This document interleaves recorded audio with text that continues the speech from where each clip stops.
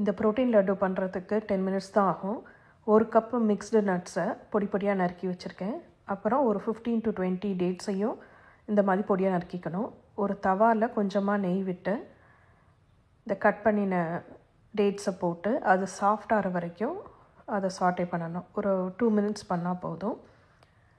அது லைட்டாக சாஃப்ட் ஆனதுக்கப்புறமா நட்ஸு மிக்சரையும் போட்டு அதையும் சேர்த்து மிக்ஸ் பண்ணணும். இதோட ப்ரோட்டீன் பவுடர் சேர்க்கலாம். நான் ஹோம்மேட் ப்ரோட்டீன் பவுடர் பண்ணி வச்சுருக்கேன். அதனால் அதில் ஒரு 2 ஸ்கூப்ஸ் போட்டுக்கிட்டேன்.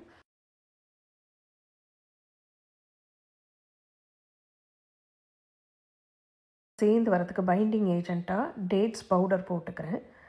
உங்கள்கிட்ட டேட்ஸ் பவுடர் இல்லைன்னா நீங்கள் நாட்டு சக்கரை கூட போட்டுக்கலாம். அதோட கொஞ்சமாக ஏலக்காயும் போட்டு